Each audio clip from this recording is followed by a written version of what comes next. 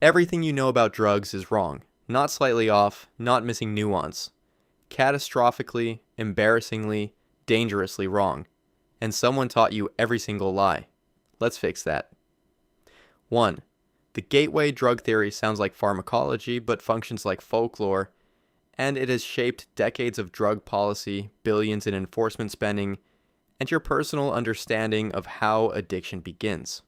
The premise is seductive in its simplicity. Marijuana leads to cocaine, leads to heroin, each substance prying open a neurological door that the next drug walks through. Your school said it. Public health campaigns printed it. Politicians built careers on it. The Institute of Medicine examined it in 1999 and concluded with the kind of careful scientific language that means this is wrong. That cannabis is not a gateway drug in any pharmacological sense whatsoever. What researchers actually find is that the majority of cannabis users are what the literature calls terminus users. They stop there, permanently, without ever developing curiosity about heroin. The sequence that gave rise to the theory exists because cannabis is simply more available and tried earlier in life, not because it chemically unlocks anything. You try what you can find first. That's not pharmacology, that's geography. The populations most likely to progress to harder substances are overwhelmingly driven by trauma history, genetic predisposition, socioeconomic stress, and mental health conditions. Variables that existed long before the first joint.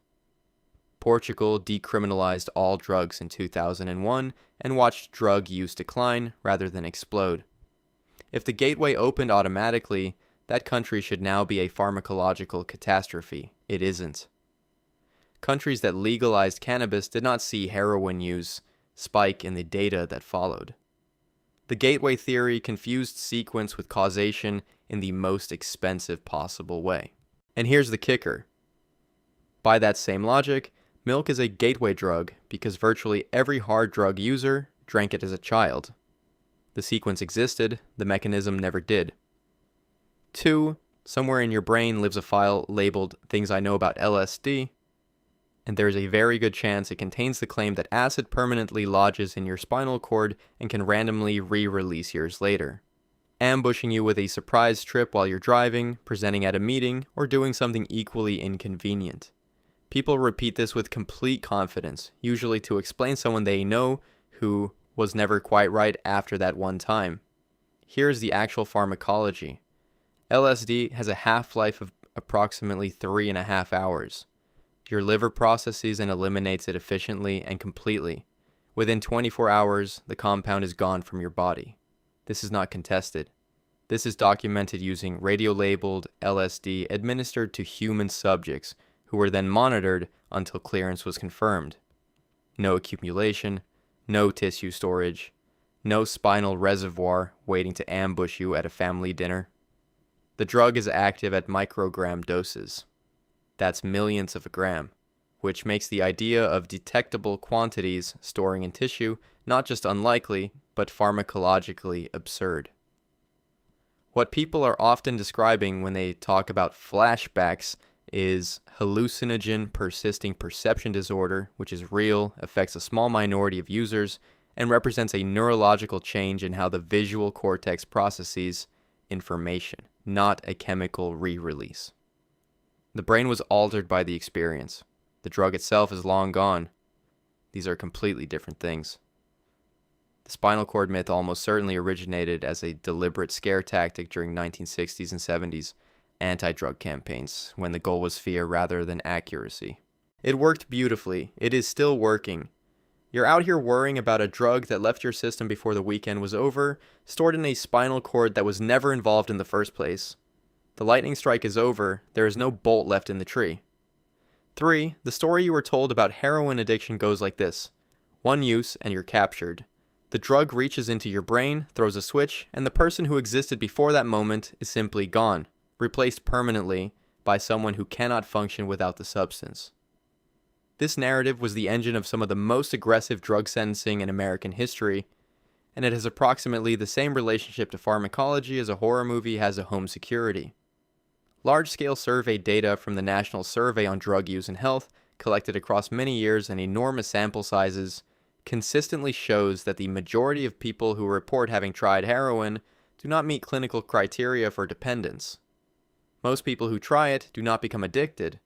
That sentence will feel wrong to you because the story was told so many times, so confidently, by so many authoritative voices. Addiction researchers make careful distinctions between three separate phenomena that casual conversation collapses into one. Physical dependence, where the body adapts to the substance; tolerance, where you need increasing amounts to produce the same effect; and addiction, which involves compulsive use despite clearly negative consequences. These three things frequently overlap but are not the same event. The Vietnam veteran natural experiment is the most dramatic evidence against the one-use claim. Roughly 20% of American soldiers used heroin regularly during the war. Upon returning home, approximately 85 to 90% stopped without formal treatment because the environmental context that supported use was removed. Bruce Alexander's rat park research demonstrated that isolated rats drank drug-laced water compulsively, while rats in enriched social environments largely ignored it. The drug was identical. The context was everything. Heroin is genuinely dangerous. Addiction is genuinely real. But presenting a complex, environmentally and genetically mediated process as a binary on-off switch didn't protect anyone. It just made the actual science invisible for decades. 4. Alcohol is the friendly variable in your mental model of drug combinations. The drugs are just present. It's the booze doing the dangerous work. So if you manage the alcohol, you're managing the risk. Have a couple drinks instead of many, and whatever else is in the mix becomes manageable. This is a misunderstanding of pharmacology serious enough to be lethal. Alcohol does not simply add to the effects of other central nervous system depressants, it multiplies them. The interaction is synergistic, meaning the combined respiratory depression produced by alcohol and an opioid together is substantially greater than what either would produce in isolation. The mechanism is not mysterious. Alcohol enhances GABA receptor activity, benzodiazepines enhance GABA receptor activity, and when you combine them, you're hitting the same pathway twice simultaneously. Opioids separately suppress breathing through their own receptor system. Stack all three, and you have created a respiratory suppression scenario that no individual component dose would predict. A large proportion of opioid overdose deaths involve concurrent alcohol. It appears in the toxicology consistently, not as a footnote, but as a major contributing factor. The term polysubstance overdose exists because single drug overdose is actually the minority pattern in most Western countries.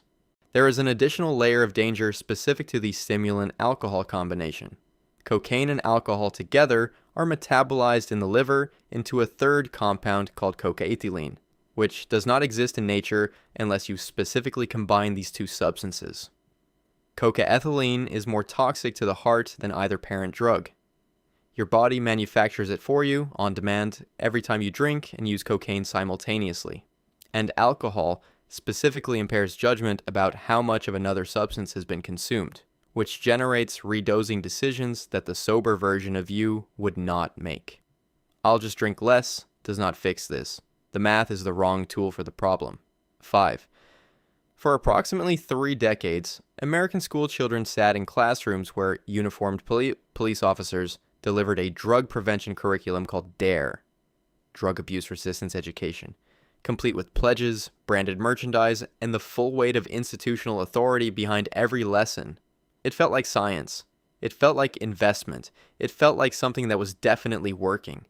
A 1994 study published in the American Journal of Public Health looked at the data and found no significant difference in drug use between students who received DARE and those who did not.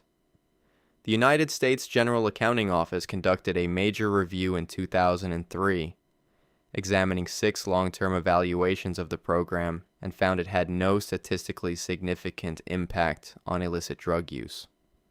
These findings did not stop the program from receiving hundreds of millions in federal and state funding annually for decades. The structural problem was not effort or intention, it was model. DARE was built on a knowledge attitude behavior framework. Teach children facts about drugs, change their attitudes, and their behavior will follow. Research has repeatedly failed to support this model. Fear-based and abstinence-only messaging carries an additional problem. Once young people encounter reality and discover the catastrophic scenarios they were promised didn't materialize, the credibility of the entire warning system collapses. The teenager who tried marijuana and didn't immediately become a criminal or addict now has a different relationship with every other piece of drug information they received from the same source. Revised versions of the program, incorporating evidence-based social refusal skills rather than pure scare content, have shown modest improvement. But the core legacy of DARE is a masterclass in what happens when you fund a program based on how reassuring it looks, rather than whether the outcome data supports it. The uniform looked authoritative. The numbers never agreed. 6. Methamphetamine destroys your brain. Permanently. Immediately. One use initiates an irreversible cascade of neurological catastrophe, and the faces of meth, before and after photographs, burn this into public consciousness as settled neuroscience. The physical deterioration is real and genuinely alarming. The pharmacological explanation for it, however, is substantially wrong. Chronic, heavy methamphetamine use is neurotoxic. This part is accurate. The drug damages dopaminergic and serotonergic neurons, particularly in the striatum and prefrontal cortex, with sustained heavy use. But instant and permanent are both words the actual research does not support. Neuroimaging work, including studies by Dr. Nora Volkow at the National Institute on Drug Abuse, has shown that dopamine transporter levels and brain activity recover substantially over months to years of abstinence. A 2004 study in the Journal of Neuroscience documented approximately 80% recovery of dopamine transporter function after 14 months of abstinence.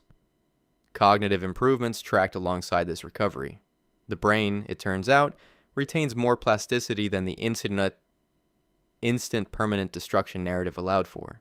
The physical deterioration visible in those widely circulated photographs is overwhelmingly driven by reduced hygiene, malnutrition, dehydration, skin-picking behaviors, and severe dental decay, not by any direct pharmacological action of the drug on skin or teeth.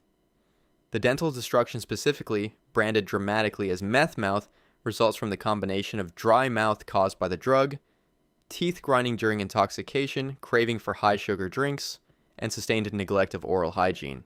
It is not caused by acid from drug vapors, as many people believe. Methamphetamine is dangerous. The neurological damage from sustained heavy use is real. But the instant and permanent framing doesn't just overstate the science, it manufactures hopelessness for people who are trying to stop. And hopelessness is not a therapeutic tool. It is the opposite of one. 7. Caffeine is exempt from the category of drugs in your mental taxonomy. It comes in your morning cup. It is sold at every gas station, in every office, at every airport, in every children's sports sideline cooler. Your grandmother drinks it. Serious, respectable adults depend on it to function. It could not possibly belong in the same pharmacological conversation as anything worth taking seriously. Caffeine is the most widely consumed psychoactive drug on Earth. It is a central nervous system stimulant. It produces physical dependence. It generates a documented withdrawal syndrome. It creates tolerance. It meets every pharmacological criterion for classification as a drug because it is, without any ambiguity, a drug. The mechanism is well understood. Caffeine works by blocking adenosine receptors. Adenosine accumulates in the brain during waking hours and progressively induces sleepiness. Caffeine doesn't eliminate fatigue. It masks it by occupying the receptors that fatigue uses to signal. The feeling of alertness you get from your morning coffee is, for regular drinkers, largely the relief of emerging withdrawal rather than a net pharmacological benefit above your undrugged baseline. Caffeine withdrawal is formally recognized in the DSM-5 as a clinical condition. Symptoms begin within 12 to 24 hours of cessation and include headache, fatigue, irritability, depressed mood, and difficulty concentrating. Tolerance develops within days of regular use. Doses above 400 milligrams, roughly 4 standard cups, reliably produce anxiety, tremor, elevated heart rate, and insomnia in most people. Caffeine overdose is documented in the medical literature, typically involving highly concentrated supplement powders. The cultural exemption caffeine receives is not pharmacological, it is commercial. The substance was too profitable, too integrated into Western productivity culture, and too socially ubiquitous to regulate the way structurally comparable stimulants are regulated. The decision to not call it a drug was made in a boardroom, not a laboratory. 8. For most of the 20th century, the official position of the United States government was that cannabis had zero accepted medical use. This is literally the pharmacological and legal definition of Schedule 1, the category cannabis still occupies federally. It was presented not as a policy choice but as a scientific conclusion, the result of rigorous evaluation determining that no therapeutic application existed.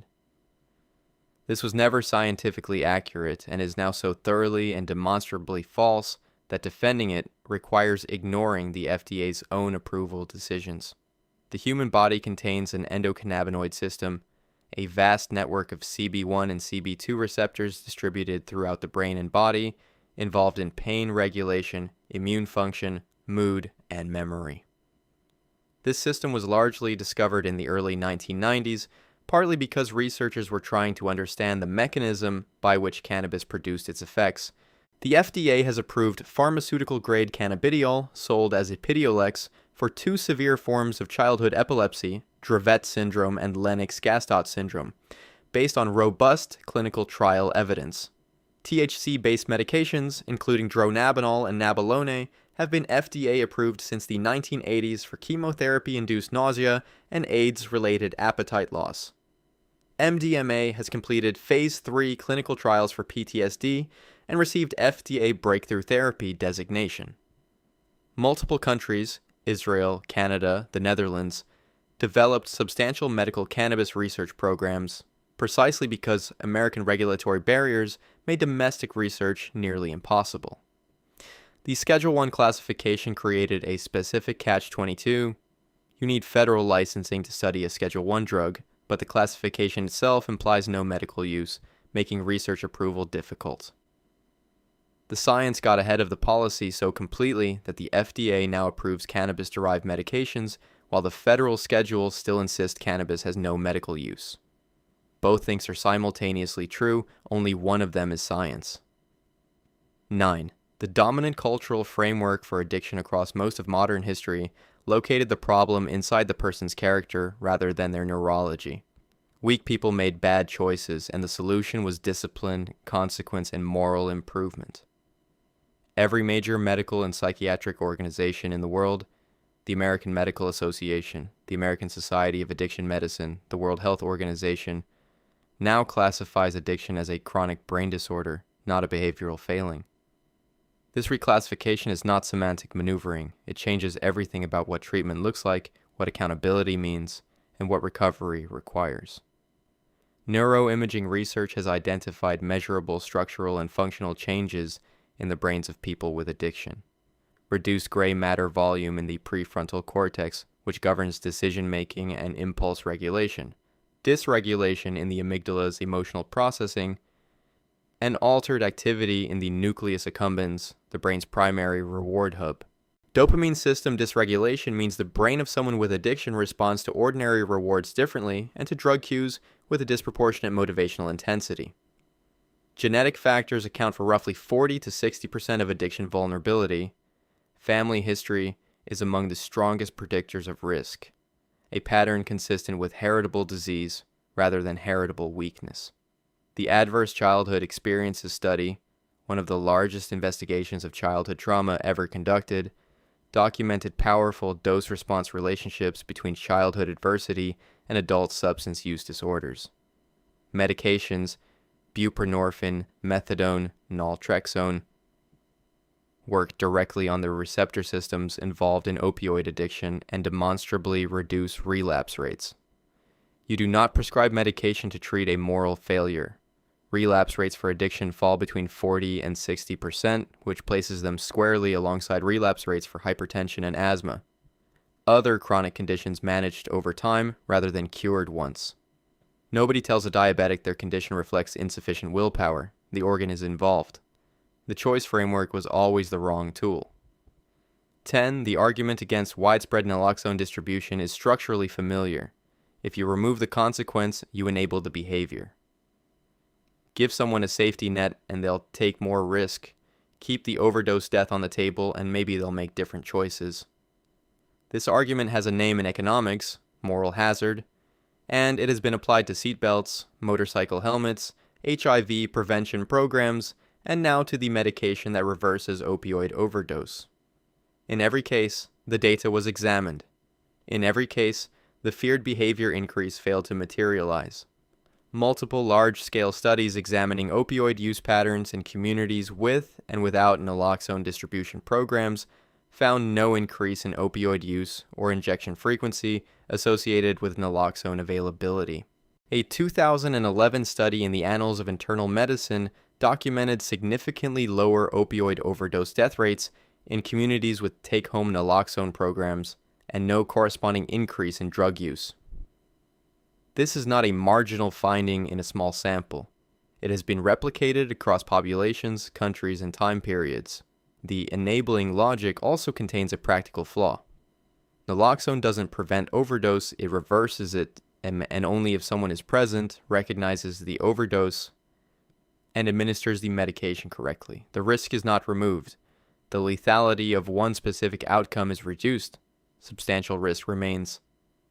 Making naloxone available prescription-free was resisted in many American states for years while overdose deaths continued accumulating. The FDA approved over-the-counter naloxone nasal spray in 2023, a decision that was supported by decades of existing evidence and delayed by decades of this argument. The argument that a fire extinguisher enables arson has never stopped a fire. Choosing not to distribute them has repeatedly and measurably let buildings burn while the logic was being debated. 11. The reassurance embedded in the word prescription is real and understandable. A physician evaluated the situation. The FDA reviewed the compound. A licensed pharmacist dispensed it. The full weight of the regulatory apparatus stood behind this transaction. Surely that means the substance is at least safer than whatever circulates outside those systems. Prescription describes a legal distribution mechanism. It says nothing whatsoever about pharmacological safety. Many prescription drugs are more physically dangerous, more addiction-producing, and more lethal in overdose than many illegal ones.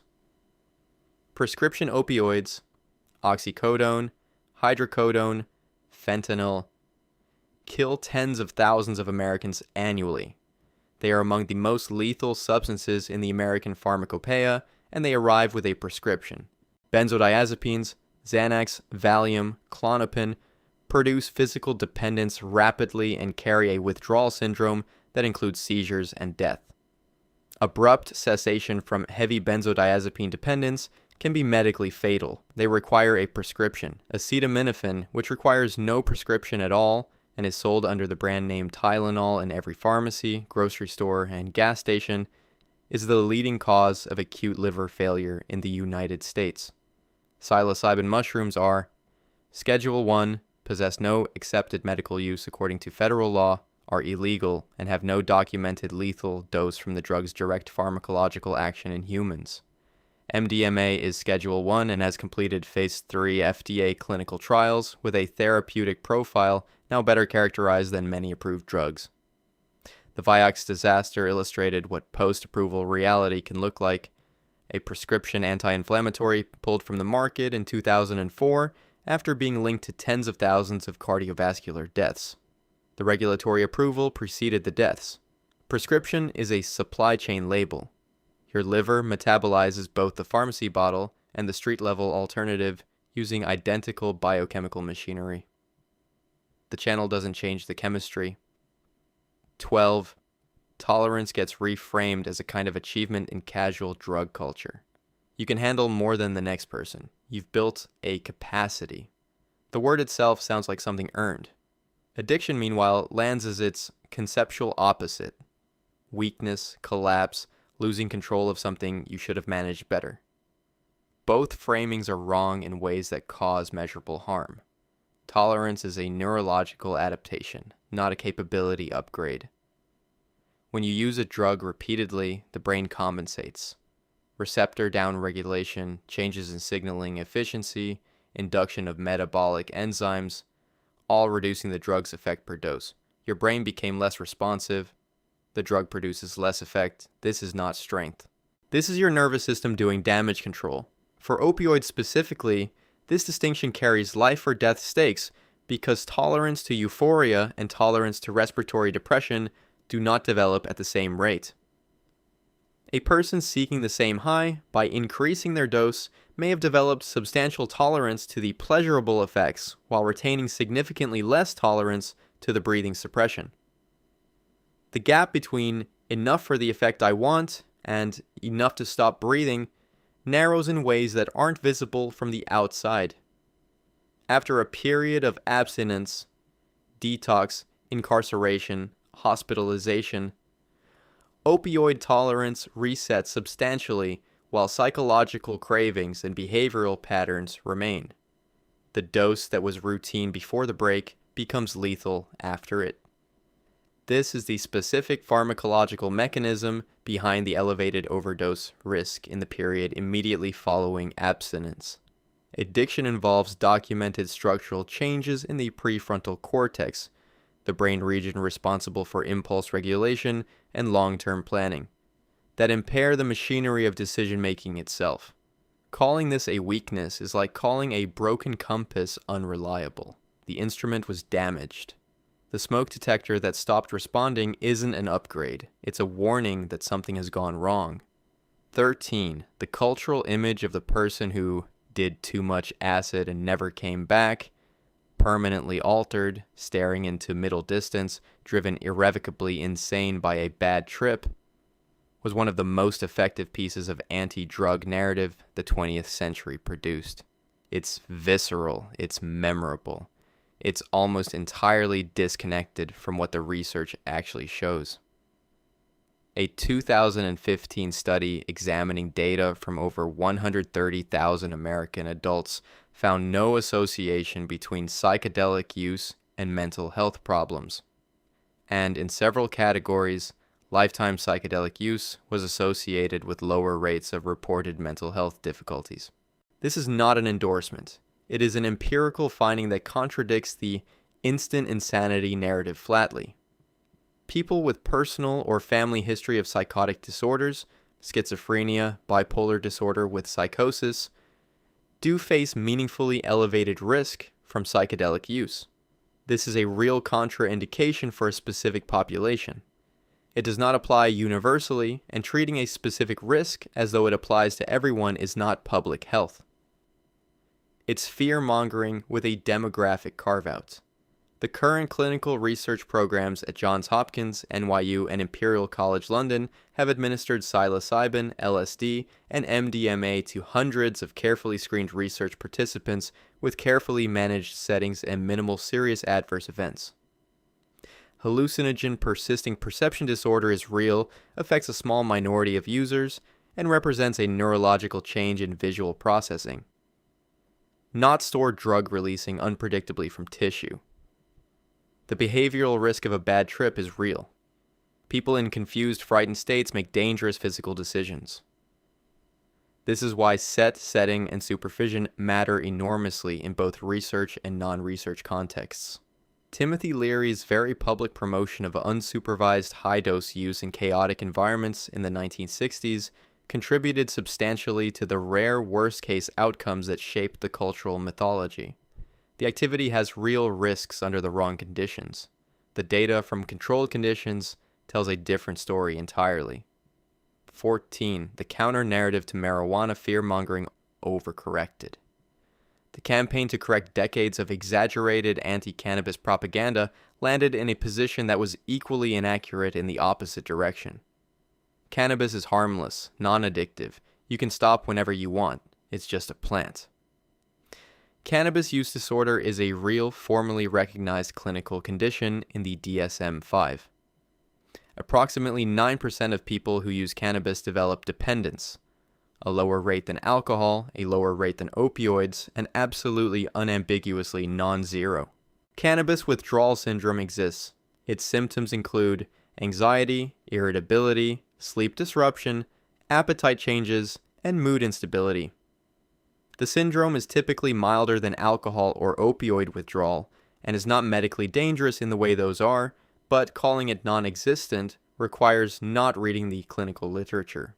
The 9% dependence rate rises to approximately 17% for people who begin using in adolescence, and to 25 to 50% for daily users.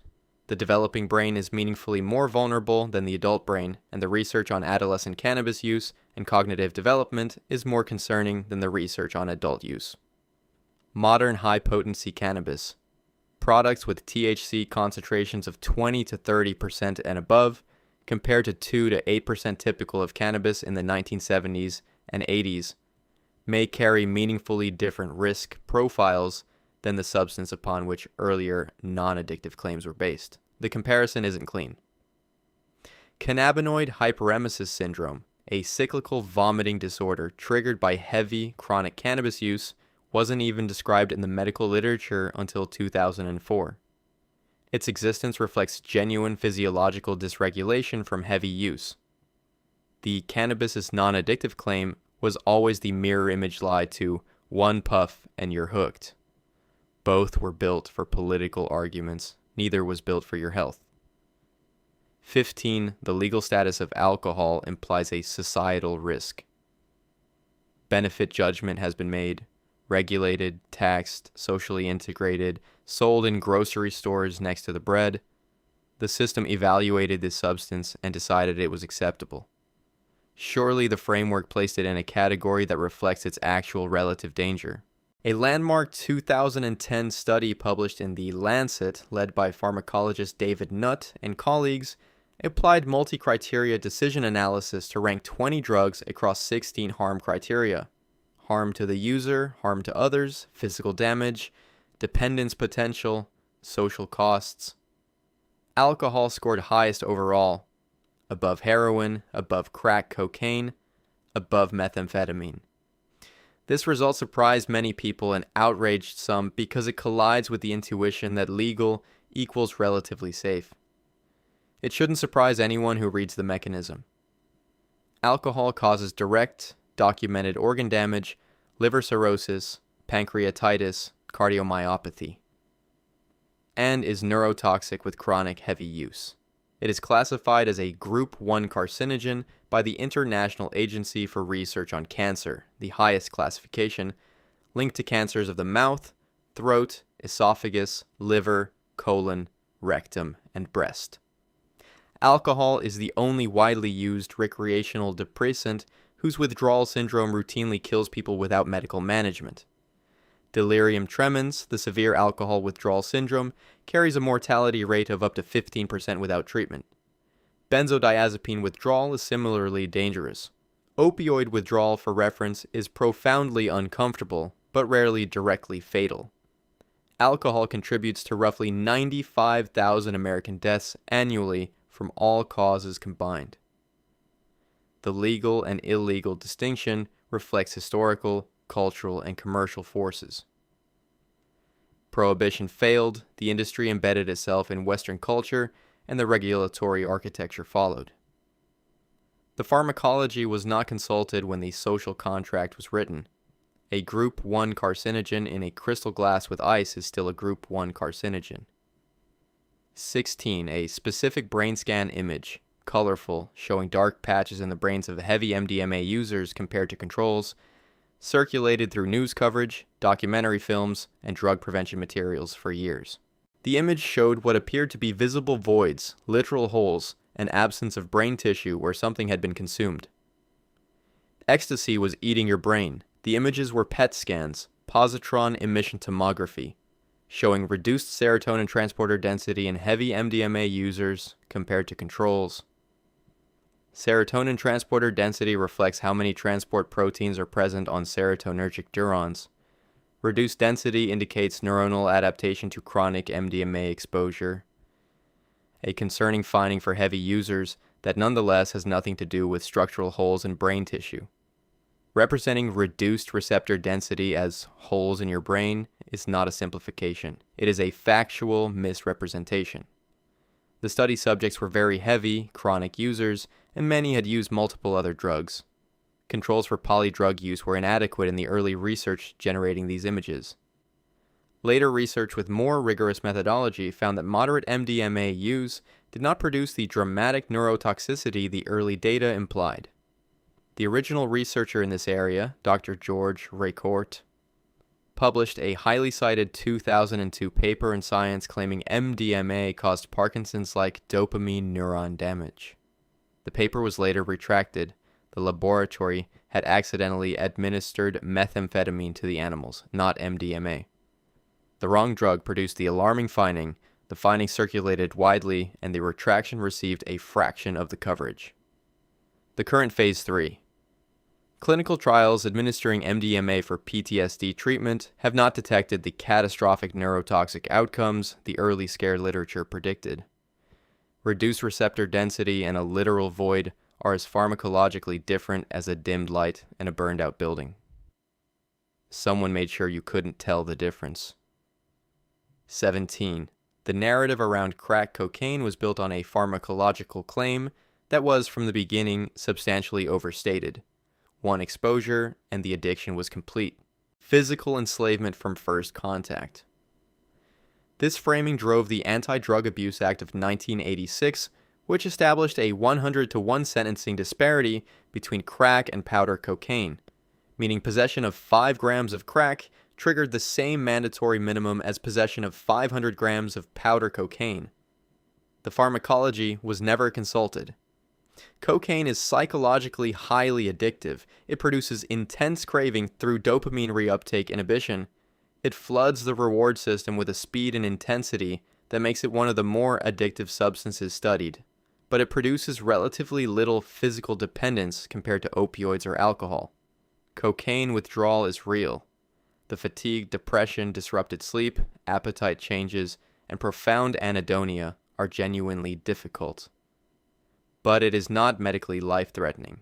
There is no dangerous cocaine withdrawal syndrome requiring medical management the way alcohol or benzodiazepine withdrawal does. Approximately 15 to 20% of people who try cocaine develop a use disorder. Significant, but a different number than everyone who touches it. Crack cocaine and powder cocaine are the same molecule in different physical forms with different routes of administration producing different onset speeds. The pharmacological difference is a delivery variable, not a fundamentally different drug. The 100-to-1 sentencing disparity was revised to 18-to-1 by the Fair Sentencing Act of 2010. Still not 1-to-1, still not pharmacologically derived. The disparity tracked which communities used which form of the same drug, not which form was more dangerous. 100 years of consequences for communities have followed from a distinction that the chemistry never actually supported. 18. Drug use trends are routinely described in the language of emergency, exploding, spreading, reaching younger and younger populations, worse than ever recorded. Every generation absorbs this framing. The alarm is permanent. The trajectory always looks vertical. The actual data is considerably more complicated, varies significantly by substance and demographic group, and is frequently overstated in ways that matter for policy.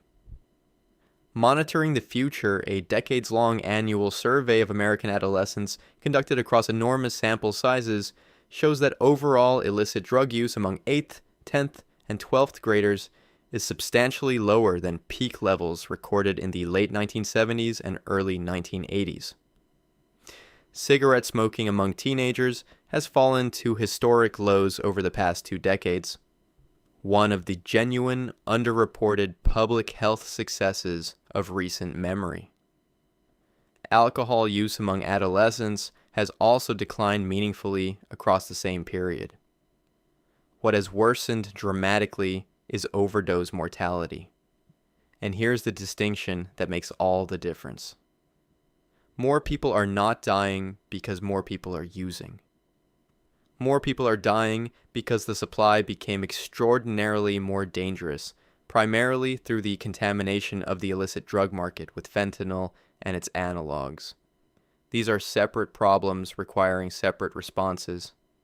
Demand reduction tools designed to lower use prevalence cannot address an overdose crisis driven by supply toxicity. Applying the wrong framework to the wrong problem is not just ineffective. It redirects resources away from the interventions that would actually reduce deaths. Cannabis use has increased among adults in states with legal adult markets, which is a genuinely mixed picture that deserves honest analysis. Adolescent cannabis use has remained relatively stable or declined in many legalization states. The story is complicated. The worse than ever across the board narrative is not the story the data tells. It is the story that sustains a particular policy posture, which is a different thing entirely. 19. Marijuana kills brain cells. You heard it stated with the same casual certainty as basic arithmetic. Public health campaigns illustrated it with graphics of neurons dying. It was taught as established neuroscience and repeated by authority figures who had no reason to doubt it, because they had simply been told the same thing. There is no evidence that cannabis directly kills neurons in adult users in the manner this claim implies. No human study has demonstrated cannabis cause neuron death, the specific process of apoptosis or necrosis, in adult brains at the level that alcohol's established neurotoxicity produces with heavy sustained use.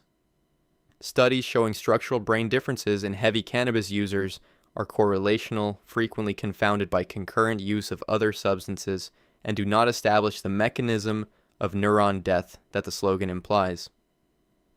The endocannabinoid system, the receptor network cannabis interacts with, actually plays neuroprotective roles in certain contexts. CB1 and CB2 receptor activation is under active investigation for protection against specific types of neural damage. That is not the same as saying cannabis is neuroprotective. It means the pharmacology is considerably more complicated than kills brain cells. The genuine and well-supported concern involves adolescent use. Research suggests cannabis use during adolescent brain development, particularly before the prefrontal cortex reaches maturity, somewhere between ages 18 and 25, is associated with greater cognitive impacts than adult onset use. Some studies show reduced hippocampal volume in heavy long-term users, though this may reflect altered development rather than cell death, and some recovery has been observed following sustained abstinence. The myth may have originated from a 1970s animal study using exposure methods so extreme, cannabis smoke pumped continuously into sealed masks at doses bearing no relationship to human consumption, that the findings could not be meaningfully applied to people. Kills brain cells is a slogan. Slogans make terrible neuroscience. 20. The rock bottom concept is so embedded in addiction culture that it functions as clinical wisdom. People need to hit their lowest point before they can genuinely engage with recovery. Intervention is futile until they get there. The implication, spoken or not, is that you should wait because the suffering will eventually force the decision that nothing else can. Rock bottom is not a therapeutic concept. It does not appear in addiction medicine research as a required stage of the recovery process. It emerged from narrative traditions within 12-step culture where it described some people's subjective experience of reaching a turning point and was never validated as a universal prerequisite or a clinical recommendation. Research on intervention timing consistently shows that earlier engagement with treatment is associated with better long-term outcomes, shorter duration of disorder, less accumulated physical and social damage, higher rates of treatment success. Waiting for a lower point does not produce better outcomes. It produces more damage before the same treatment begins. The rock bottom framework provides a comfortable rationalization for the people around someone with addiction to avoid a difficult conversation. They haven't hit bottom yet is permission to do nothing. Community reinforcement and family training, CRAFT, is an evidence-based approach that helps family members reduce enabling behaviors and encourage treatment entry without waiting for any bottom. It works. Motivational interviewing, a well-established clinical method, demonstrates that people can engage meaningfully with change at virtually any point in a substance use disorder. Readiness is something that can be cultivated, not something that only appears after sufficient suffering. Rock bottom is also a moving target. People redefine it repeatedly to postpone confronting the need for change, and the myth accommodates this perfectly. Setting a broken bone before the patient collapses is not premature intervention, it is the point of having medicine. 21. Heroin occupies a special category in the cultural imagination of drug danger. Uniquely seductive, uniquely addictive, uniquely inescapable, a pharmacological force so overwhelming that ordinary human motivation cannot compete with it. This narrative was the engine of some of the most severe drug sentencing in history, and it has approximately the same relationship to actual pharmacology as mythology has to chemistry. Heroin is diacetylmorphine, a prodrug that the body converts to morphine. It crosses the blood-brain barrier rapidly due to its chemical properties, creating a faster and more intense onset than oral morphine. But it acts on the identical opioid receptors. The uniquely irresistible framing ignores that OxyContin, a pharmaceutical opioid prescribed in enormous quantities beginning in the late 1990s, triggered dependence and subsequent heroin use in hundreds of thousands of people through the entirely legitimate medical system. The pharmacological category, not the legal status, is the relevant variable. The distinction between pharmaceutical and street opioid is a supply chain difference, not a receptor difference. Many people who became heroin dependent during the 2000s and 2010s started with prescribed opioids. Their dependence originated in a clinical context with legally obtained drugs. The fentanyl sold in the illicit market today is largely not a heroin at all. It is synthetic opioid that is 50 to 100 times more potent than morphine, meaning the cultural mythology about heroin was built around a drug that barely resembles what's currently on the street. Recovery from opioid addiction is real and common. Medication-assisted treatment with buprenorphine or methadone produces sustained recovery for many people. The uniquely irresistible framing actively undermines this by defining the disease as unbeatable before treatment begins. The Vietnam veteran data alone, 85 to 90% cessation without formal treatment upon leaving the use-supporting environment, makes the mythological framing impossible to sustain. 22. Methadone maintenance is met with a specific and durable suspicion. You're just substituting one drug for another. You're still dependent. You're not really clean.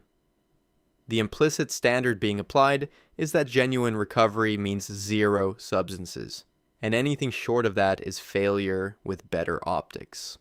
Methadone maintenance is one of the most rigorously evidence-supported treatments in addiction medicine.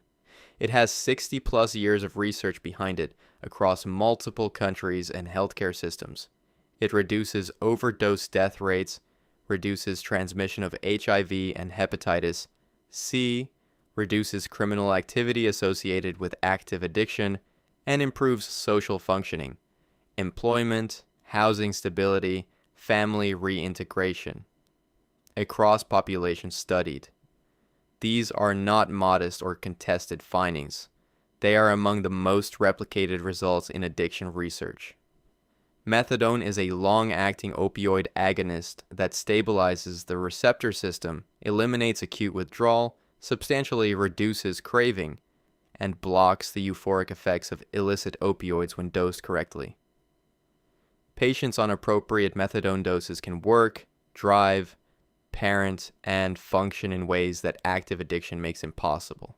Calling this just substitution requires ignoring what the substance actually does pharmacologically and what the treatment actually produces clinically. The not really clean framing originates in abstinence ideology, not addiction medicine, and has been formally rejected by the American Society of Addiction Medicine, the World Health Organization, and virtually every major body with clinical authority over the field. Insulin-dependent diabetes involves daily medication management indefinitely. The medication stabilizes a dysregulated biological system, allowing the person to function normally. No one frames insulin as substituting one chemical dependency for another, or suggests the diabetic isn't really healthy because they require medication. The disease is managed, the person is functional. That is what medicine for chronic conditions looks like, and addiction medicine is no different when the evidence is what's actually being consulted. 23. The combination of energy drinks and alcohol appears in enough venues, bars, house parties, sporting events, that it functions as an unremarkable social norm. Alcohol is alcohol. Caffeine is caffeine. You metabolize both. The interaction sounds like the sum of two familiar parts and therefore manageable by managing either part. Caffeine and other stimulants in energy drinks do not alter blood alcohol concentration. This is not a technicality. It means that the combination does not make you less drunk biochemically. It makes you feel less drunk while remaining fully drunk. The internal signaling system that normally tells you that you have had enough, sedation, fatigue, reduced motor coordination registering as a reason to stop, is suppressed by the stimulant without the actual impairment being reduced. You keep drinking past the point where the brakes would have engaged, while your blood alcohol continues rising without the subjective feedback that would normally accompany it. Research published in Alcoholism. Clinical and experimental research found that people who consumed caffeinated alcohol were more likely to be intoxicated, more likely to intend to drive while drunk, and more likely to report being taken advantage of sexually compared to people consuming alcohol alone. The combination produces a drinker who is measurably more impaired and subjectively less aware of that impairment simultaneously. Commercially pre-mixed caffeinated alcohol products, the original formulation of certain ready-to-drink beverages, were banned by the FDA in 2010, specifically on public health grounds after documented harm patterns. Caffeine doesn't affect how the liver processes alcohol. The hangover arrives as scheduled. The motor impairment was present the entire time. The liver damage accumulates identically.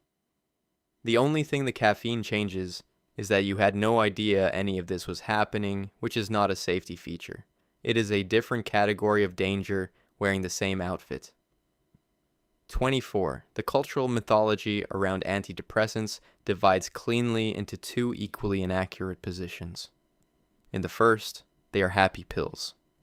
Miraculous compounds that replace misery with chemical contentment, turning complicated human suffering into a manageable glow. In the second, they are personality-altering agents that make you not yourself, flattening something essential in exchange for stability. Both framings miss what these medications actually do, which is considerably less dramatic and considerably more medically specific than either story. Antidepressants do not create happiness. When they work and their efficacy is genuine, complex, and variable, they work by reducing the pathological symptoms of a depressive disorder, allowing the person who existed underneath those symptoms to function. Most people who respond to antidepressant treatment describe feeling more like themselves, not differently from themselves. The baseline being restored is the person, not a pharmaceutical approximation of one. SSRIs work by increasing serotonin availability in synaptic gaps, but the precise mechanism behind their antidepressant effect is not fully understood. The drug produces changes within hours, while the antidepressant effect requires 2 to 6 weeks, a temporal mismatch that the simple serotonin deficiency theory doesn't cleanly explain. A major 2022 Umbrella review challenged the serotonin deficiency model directly, sparking substantial scientific debate. Not about whether SSRIs work, but about the mechanism. Response rates in clinical trials show roughly 40 to 60% of patients achieving significant improvement on a given antidepressant, with placebo response rates of 30 to 40%. A complicated efficacy picture that neither the miracle pill nor the dangerous personality drug narrative accommodates.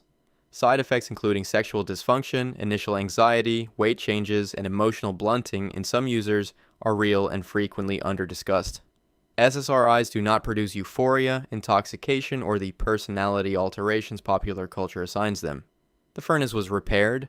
Whether there was ever warmth before is a separate question.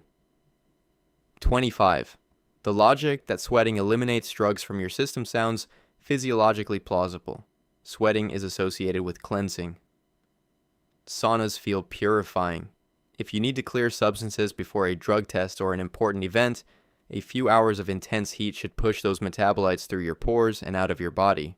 This is not how either sweating or drug metabolism works, and the gap between the intuition and the pharmacology is wide enough that people have made genuinely consequential decisions based on it. Sweat glands are thermoregulatory organs. They exist to manage body temperature by releasing water and dissolved solutes through the skin. They are not a significant elimination route for drugs or their metabolites. The liver and kidneys handle the overwhelming majority of drug metabolism and excretion, and sweat does not meaningfully replicate or accelerate that process. THC metabolites, specifically THC-CO, the compound detected in urine drug screens, are fat-soluble and stored in adipose tissue.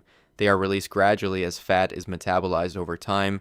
Vigorous exercise can temporarily mobilize fat-stored THC metabolites into the bloodstream and actually elevate urine concentrations in the short term, meaning you might temporarily become more likely to test positive following intense exercise, not less. The elimination half-life of drug metabolites is governed by hepatic metabolism, a biological process completely unaffected by peripheral sweating. Sweat drug testing exists as a distinct modality used in some legal and clinical monitoring contexts, but it detects different compounds than urine testing and operates on different principles. Consuming large amounts of water to dilute a urine sample produces an invalid result at many testing thresholds, which is often treated identically to a positive, and is the only water-based strategy that affects test results at all, albeit not in a direction most people would prefer. 26. The drug-sniffing dog is treated as a forensic instrument with near-perfect reliability. If the animal alerts, there is something there. The nose is biological, unbiased, and incorruptible. Courts have treated canine alerts as sufficient probable cause for searches, and the legal framework surrounding them grants them an authority that the actual performance data does not support. A 2011 investigation by the Chicago Tribune analyzed data from more than 100 suburban Illinois police departments and found that dog alerts led to the discovery of actual contraband only 44% of the time overall. When the subject of the search was Hispanic, the hit rate dropped to 27%. A disparity suggesting that handler bias, not canine chemistry, was influencing when alerts occurred. The clever hands effect, documented in research on animals appearing to respond to stimuli, but actually responding to subtle unconscious cues from human handlers, has been specifically identified in drug detection dog research. A controlled study published in Animal Cognition in 2011 by Litt and colleagues found that dogs were more likely to alert in areas where their handlers believed drugs might be present, regardless of whether drugs were actually there. Dogs are extraordinarily sensitive to residual chemical traces. They can detect the lingering odor of substances handled days or weeks earlier with no current contraband present, generating genuine alerts to past contamination. The United States Supreme Court has ruled that a trained canine alert provides sufficient probable cause for a warrantless search. A legal standard established before the false positive research was well documented in the peer-reviewed literature. In states where cannabis is legal, some dogs remain trained to alert to it, creating a situation where the animal is reliably detecting something that is not a crime, and the alert still functions as probable cause. A 44% hit rate in any other forensic context would end the method's use immediately. 27. Because psychedelics produce dramatic effects and carry serious legal penalties, the assumption extends naturally to them being physically addictive. The shorthand that all drugs are addictive applied without any pharmacological examination of what these substances actually do to the brain's reward systems. Classical psychedelics, psilocybin, LSD, DMT, mescaline, produce essentially zero physical dependence and carry among the lowest addiction potential of any psychoactive substances studied in the research literature. The pharmacological mechanism explains why. These compounds work primarily through agonism at the 5-HT2A serotonin receptor, a mechanism entirely distinct from the dopamine reward pathway dysregulation that sits at the center of addiction as a disease process. They do not flood the dopamine system the way cocaine or amphetamine does. They do not produce the receptor-level adaptations that generate opioid dependence. There is no documented withdrawal syndrome for classical psychedelics. Stopping use produces no physical symptoms. Rapid tolerance, called tachyphylaxis, develops to psychedelics with repeated use, and develops so quickly that daily use becomes pharmacologically ineffective within days. You would need dramatically increasing doses to achieve anything close to the original effect, while the effects would simultaneously diminish. This is not a pattern that sustains compulsive use. Substance abuse and mental health services. Administration data consistently shows psychedelics have among the lowest rates of daily use, compulsive use, and treatment seeking of any monitored substance category in the country. Standard animal models used to identify addiction potential, specifically self-administration and condition-place preference paradigms, reliably show that classical psychedelics are not self-administered compulsively by animals. These are validated predictive models. The most clarifying fact, FDA-approved researchers are currently using psilocybin as a treatment for tobacco addiction, alcohol use disorder, and opioid use disorder. You do not use an addictive substance to treat addiction. The pharmacology made that decision long before the clinical trials did. 28. The emotivational syndrome was presented as a pharmacological reality, a specific, clinically distinct condition produced by cannabis use in which the capacity and desire for goal-directed behavior is chemically extinguished. The couch, the blank stare, the abandoned ambition. Permanent motivational collapse delivered by a plant. The American Psychiatric Association does not include amotivational syndrome as a recognized diagnosis in the DSM. It lacks the evidentiary foundation required for formal clinical recognition, which means the research examined the claim specifically and could not establish it as a discrete cannabis-caused entity. Motivational impairment from cannabis does exist in specific, well-defined contexts. Acute intoxication reliably reduces motivation for effort-based tasks in laboratory settings.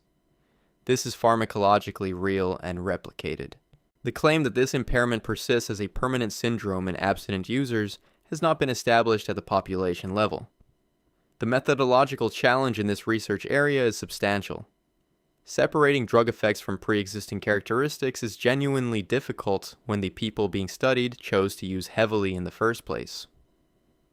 People who were already less achievement-oriented may be more likely to use cannabis heavily, producing an association that research designs struggle to disentangle. Many high-functioning daily cannabis users exist across virtually every professional field: medicine, law, athletics, engineering, the arts. Their existence doesn't constitute a safety argument. It does constitute evidence against universality. Anhedonia and motivational deficits are meaningfully associated with heavy adolescent onset use, again pointing toward the developmental window as the variable that actually matters rather than the substance in isolation.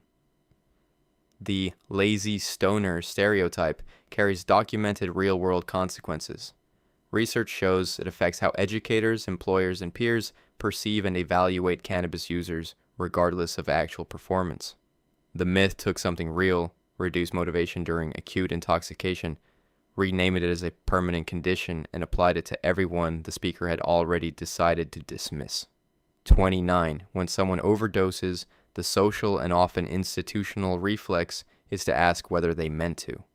The conflation of overdose with suicide attempt is embedded in both clinical workflows and cultural assumptions, generating psychiatric holds, mandatory counseling referrals, and a fundamental misreading of what is medically happening in the majority of cases. CDC and SAMHSA data categorize the overwhelming majority of drug overdose deaths as unintentional, accidental poisoning. The lethality of the current drug supply, dominated by illicit fentanyl of wildly variable concentration, means that users frequently have no reliable information about what dose they are consuming. This is a supply quality problem, not an intent problem. A person who uses what they believe to be a standard dose of a familiar substance and receives a fentanyl-contaminated version 10 times more potent has not attempted suicide. They have been poisoned by an unregulated supply chain. Treating this as a psychiatric emergency rather than a medical one has practical consequences. It can delay naloxone administration while an assessment is conducted. It creates fear of psychiatric detention that reduces willingness to call emergency services. A documented barrier to overdose response. Good Samaritan laws, which grant legal immunity to people who call emergency services during an overdose, have been shown to increase call rates specifically by reducing this fear. They work because the fear was suppressing life-saving calls. Many overdose survivors are simultaneously in active addiction and expressing genuine desire to stop. Behaviors that are incompatible with the preference framing. People with opioid use disorder do carry elevated suicide risk, which should be assessed and addressed within substance use treatment, not assumed to explain every overdose by default. Assuming a drug overdose is a suicide attempt is the kind of category error that sends the right person to the wrong room for the wrong intervention, while the actual emergency continues untreated. 30. The prescription opioid crisis was not a failure of street-level drug markets.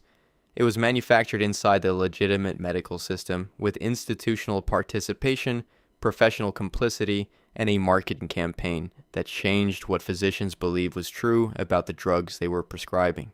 Purdue Pharma launched OxyContin in 1996 with a systematic campaign claiming that the extended-release formulation made the drug significantly less prone to addiction, a claim without rigorous scientific support that was embedded into sales materials, continuing medical education programs, and conversations between pharmaceutical representatives and prescribing physicians.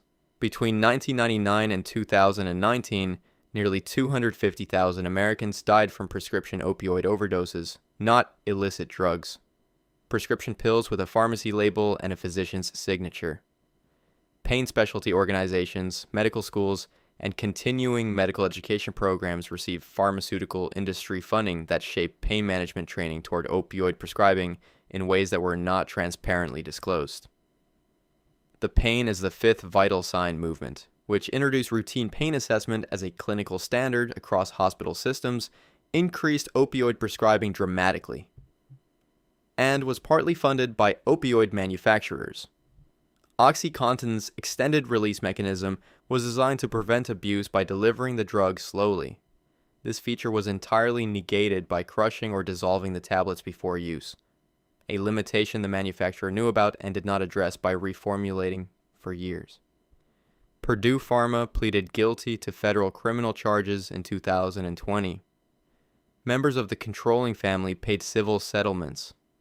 State and local governments received multi-billion-dollar settlement agreements. These outcomes arrived after hundreds of thousands of people were already dead and millions were already dependent. The supply chain that was supposed to represent the safe alternative was the mechanism. The boardroom and the prescription pad were where the crisis was built. 31.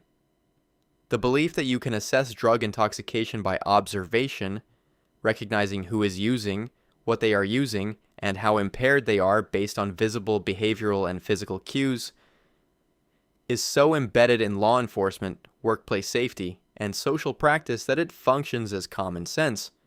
It is considerably less reliable than common sense implies.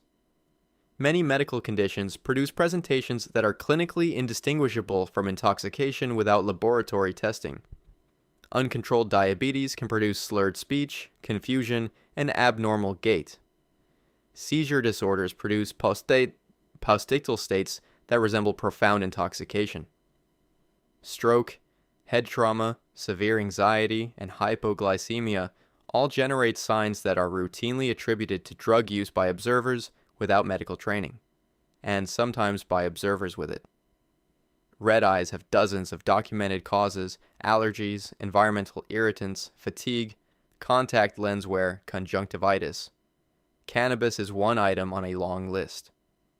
Pupil dilation and constriction are affected by ambient lighting conditions, numerous prescription and over-the-counter medications, age, and individual anatomical variation. Drug recognition expert testimony has been admitted in courts across 49 American states, despite research showing error rates that would be considered unacceptable in most forensic disciplines. Research by Dr. Spurgeon Cole placed police officers in controlled conditions and asked them to evaluate sobriety. Their performance was near chance levels, and they frequently classified sober individuals as impaired. Implicit bias research documents that identical behavioral presentations are more likely to be perceived as drug-related when the subject belongs to a racial group associated with drug use in law enforcement culture. I can tell by looking is not a forensic method. It is pattern recognition operating on stereotypes in conditions that produce systematic errors, generating outcomes that follow people through legal proceedings. Confirmation bias does not become science because it is worn with authority. 32. The framework of addiction as continuous choice. The idea that people remain in active addiction because they prefer it, that the suffering is a lifestyle selection, that the resources and the desire to stop are available and simply being declined, is so persistent that it shapes how families, employers, judges, and healthcare providers interact with people who have substance use disorders. It is also mechanically incompatible with what the neuroscience shows about what addiction does to decision-making. Chronic opioid use produces measurable reduction in prefrontal cortex volume and function, documented in neuroimaging research across multiple study populations.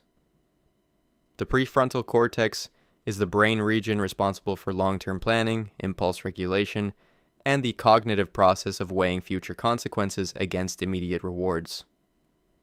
It is literally the hardware of considered choice. Dopamine system dysregulation from chronic opioid use means ordinary rewards, food, social connection, professional achievement, become muted in the reward circuit, while drug cues produce disproportionate motivational activation. The motivational hierarchy of the brain is reorganized by the disease process itself. Physical withdrawal from opioids produces a state of acute, overwhelming physical suffering, nausea, vomiting, diarrhea, severe bone pain, anxiety, total insomnia. That generates immediate, powerful physiological incentive to use regardless of longer-term intentions held by the same person. Active addiction progressively eliminates the social supports, financial resources, housing stability, and legal standing that make treatment access practically possible even when motivation to stop is genuinely present. The same individuals who appear to prefer addiction are simultaneously calling emergency services during overdoses, entering and leaving detox programs, and articulating clear desires to stop using, behaviors that are logically incompatible with preference as an explanatory framework. Drowning people do not prefer the water. The structure of the situation determines the outcome more than the quality of the desire to escape it. 33. Cannabis has genuinely changed in terms of potency over the decades since early non-addictive claims were established, and this matters. What hasn't changed is the receptor it acts on, the neurotransmitter system it engages, or the basic pharmacological mechanism by which it produces effects. Calling modern cannabis basically a different drug is overstatement that replaces one inaccuracy with another. THC concentrations have increased measurably. Average THC in confiscated cannabis samples rose from roughly 4% in 1995 to approximately 12% in 2014, according to DEA data. Some concentrate products reach 80 to 90% THC. These are real numbers with real implications for dose management, particularly for inexperienced users. The key pharmacological context is that users typically engage in auto-titration, adjusting consumption to achieve a desired effect, often using physically less of higher potency material. The clinical concern with high-potency products is not that the drug changed mechanically, it's that accidental overconsumption becomes more likely, dose control is harder for new users, and high THC products often have different THC to CBD ratios than older products, with CBD potentially moderating certain THC effects. Cannabis hyperemesis. Syndrome may be related to dosing intensity from heavy chronic use. When the potency comparison involves flowers versus concentrates, you're also comparing different delivery formats. Treating a dab of concentrate like a cannabis cigarette is a dose error, not a pharmacological category distinction. The same analysis applied to alcohol would make commercial spirits basically a different drug from ancient low-alcohol fermented beverages. Nobody argues this because alcohol content is understood as a dose variable, not a category change. Higher proof requires different handling. The mechanism is identical. Cannabis deserves the same boring, accurate, non-catastrophized dose analysis that alcohol receives whenever sober adults are doing the thinking. 34. The reassurance that eating poppy seeds cannot possibly affect a drug test because they are seeds on bread sold in grocery stores consumed by ordinary people at ordinary breakfast tables. This reassurance has a real pharmacological problem. Poppy seeds come from Papaver somniferum, the opium poppy. The seeds contain measurable quantities of morphine, codeine, and thebaine, the same opioid alkaloids present in the plant's latex. Urine drug screens test for morphine and opiate metabolites. Poppy seed consumption has been documented to produce positive results at standard testing cutoff thresholds, particularly with higher quantities or seeds sourced from certain geographic regions with higher alkaloid content. The Mythbusters television program tested this specifically and confirmed positive urine drug test results following realistic poppy seed consumption. This is not an exotic theoretical edge case. In response to the documented false positive problem, the Substance Abuse and Mental Health Services Administration raised the federal workplace drug testing cutoff for opiates from 300 nanograms per milliliter to 2,000 nanograms per milliliter, specifically to reduce the rate of poppy seed false positives. The adjustment reduced but did not eliminate the problem. Private employers using lower cutoffs in tests specifically designed to detect 6-acetylmorphine, a heroin-specific metabolite, are less affected by the cutoff change. At least one documented wrongful conviction and multiple child custody cases have involved positive drug tests attributed to poppy seed consumption with severe, long-lasting real-world consequences for the people involved. The defense sounds exactly like the excuse you would expect someone to make. That is precisely what made it effective as a drug testing artifact for as long as it was. The pastry produced the positive. The system was not designed to care about the distinction. 35. The cultural image of a drug user that has been constructed and reinforced across decades of media, policy, and public health messaging draws from the most visible and most stigmatized end of the spectrum. Street-level users in active crisis, often homeless, often entangled in the criminal justice system. This image is not representative of where drug use actually lives in any population. SAMHSA data collected across multiple years consistently shows that approximately 70% of adults with a substance use disorder are employed. The majority of people who use illegal drugs, including substances classified as hard drugs, are housed, working, and not involved in the criminal justice system. The chaotic, visible end of drug use represents the smallest and most severely affected fraction of the total population of people who use substances. The criminalization of drug use specifically generates many of the conditions it then cites as evidence of who drug users are. Criminal records created by possession charges reduce employment options. Incarceration eliminates housing stability. These are policy outcomes being presented as pharmacological ones. The drug user equals criminal marginal image was not accidental. It was deliberately constructed in early 20th century drug prohibition campaigns, frequently with explicit racial targeting. Opium prohibition campaigns targeted Chinese immigrants. Cocaine prohibition rhetoric targeted black men. Cannabis prohibition was built partly on targeting Mexican migrants. The racialized construction of the drug user image shaped enforcement priorities, sentencing structures, and public sympathy simultaneously. The pharmaceutical opioid epidemic, which exploded first in rural white communities in the late 1990s and 2000s, was initially framed with considerably more medical language and public sympathy than the crack cocaine crisis in urban communities had received decades earlier, a contrast so stark and so well documented that it generated substantial academic and journalistic examination. The drug user you picture was designed to be pictured. Most drug users look like people you already know. 36. Kratom is sold in wellness shops, gas stations, and online supplement retailers. It is described as natural, plant-derived, and legal in most states. People use it to manage opioid withdrawal, chronic pain, and anxiety. The framing places it firmly in the supplement category: herbal, benign, a safe harbor from the opioid crisis, a bridge substance for people trying to step down from something more dangerous. The primary active alkaloids in kratom, mitragynine and 7-hydroxymitragynine, bind to mu-opioid receptors.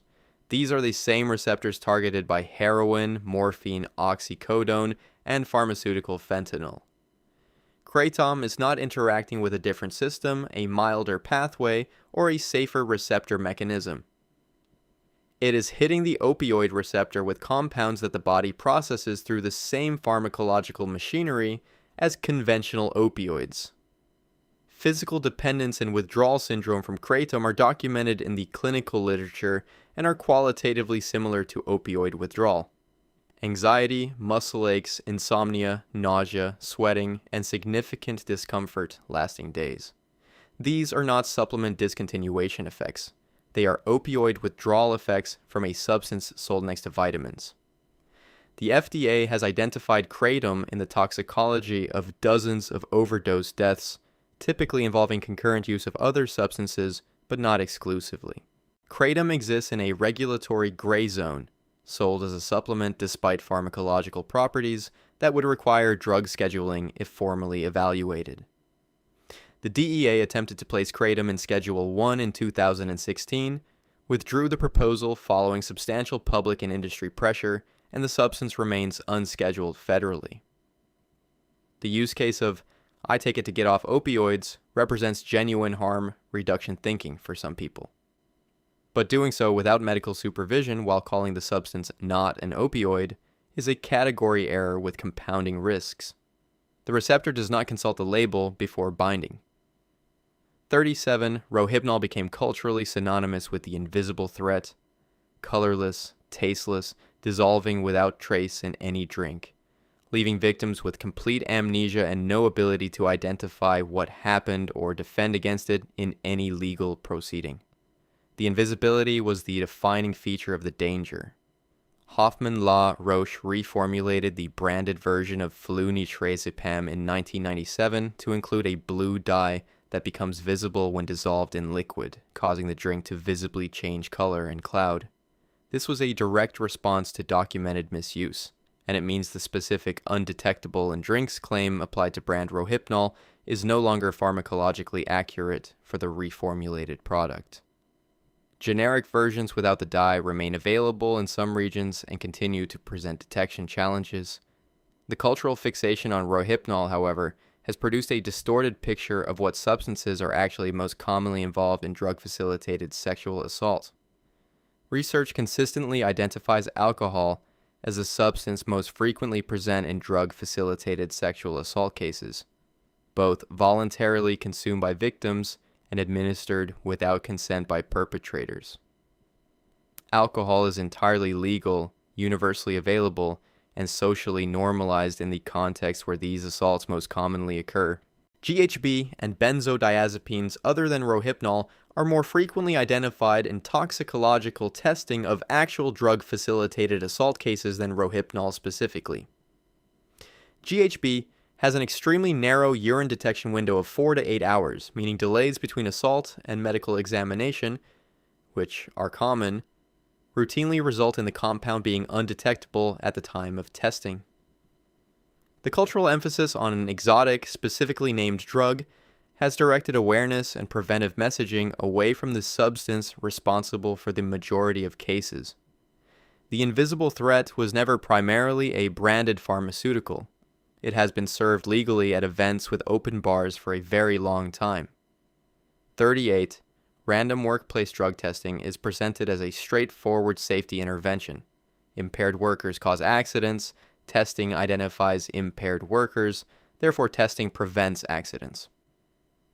The logic is linear, the goal is legitimate, and the evidence base for whether it actually works is considerably weaker than the policy's ubiquity would suggest. Urine drug tests detect metabolites, the byproducts of drug metabolism that remain in the body after the drug itself has been processed and eliminated. A cannabis user who last consumed 2 weeks ago will test positive for THC-coach metabolites while being entirely unimpaired. A person who drank heavily the night before shift and is experiencing residual impairment will likely test negative because alcohol clears the system within hours. The test measures exposure history, not current functional status.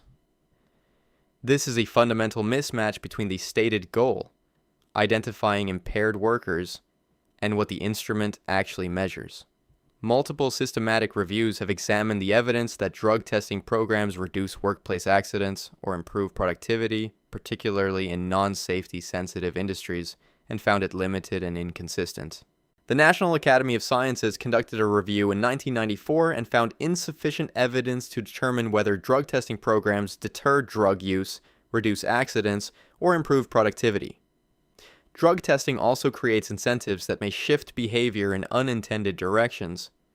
Specifically, it creates a pharmacological incentive to switch from cannabis, which has a detection window of weeks, to alcohol, which clears in hours, regardless of the relative safety profiles involved.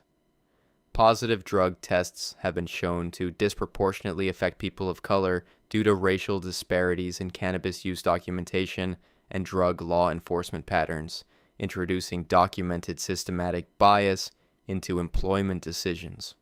A safety tool that measures last month instead of this morning is solving a problem that does not match the one it claims to address. 39. The concern that opioids cause respiratory depression is pharmacologically accurate. The myth is what gets built on top of that accurate foundation. That this risk is so universal, so unpredictable, and so present at therapeutic doses that prescribing opioids for legitimate pain is inherently dangerous regardless of context, dose, or patient history. This overextension of a real risk has caused its own distinct category of harm. Tolerance to respiratory depression develops with regular opioid use. Patients on stable, appropriately dosed chronic opioid therapy maintain functional respiratory status. The biological adaptation that generates tolerance to euphoria also generates tolerance to the breathing suppression effect. The dangerous scenarios are specific and identifiable: opioid-naive individuals receiving high doses, concurrent use of other central nervous system depressants, and the period immediately following abstinence when tolerance has reset while psychological patterns and cravings remain. These are not random or unpredictable. They are dose-dependent and context-dependent risks that informed clinical management addresses directly. Opioids transformed palliative care and end-of-life medicine. The ability to manage severe pain in dying patients without reliably precipitating respiratory crisis is clinically established and central to humane end-of-life care. The doctrine of double effect concern that appropriate opioid dosing for pain control accelerates death was examined in hospice and palliative care research, and the evidence does not support it. The myth of inevitable respiratory danger has contributed to opioid undertreatment in legitimate pain patients, which carries its own documented harm profile. Reduced mobility, psychological suffering from unmanaged pain, and in some studies, increased mortality. Buprenorphine has a pharmacological ceiling effect on respiratory depression without a corresponding ceiling on pain relief, an unusual safety characteristic that makes it valuable in both pain management and addiction treatment contexts. Refusing appropriate pain management because all opioids carry the same unmanageable risk is not caution. It is a different kind of clinical failure. 40. Tobacco smoke causes lung cancer. This is established, documented, and no longer contested by anyone operating in good faith. Cannabis smoke comes from a plant with no commercial additives, consumed in much smaller quantities, without the same industrial processing. The intuitive conclusion that cannabis smoke must therefore be safer, probably much safer, perhaps entirely safe from the respiratory risks associated with tobacco, does not survive contact with combustion chemistry. Cannabis smoke contains many of the same toxic compounds as tobacco smoke. The combustion process, not the plant material, generates the harmful byproducts: polycyclic aromatic hydrocarbons, carbon monoxide, hydrogen cyanide, and particulates. Both plant materials, when burned and inhaled, produce these compounds through these same thermal decomposition reactions. The source plant's reputation is pharmacologically irrelevant to the combustion chemistry.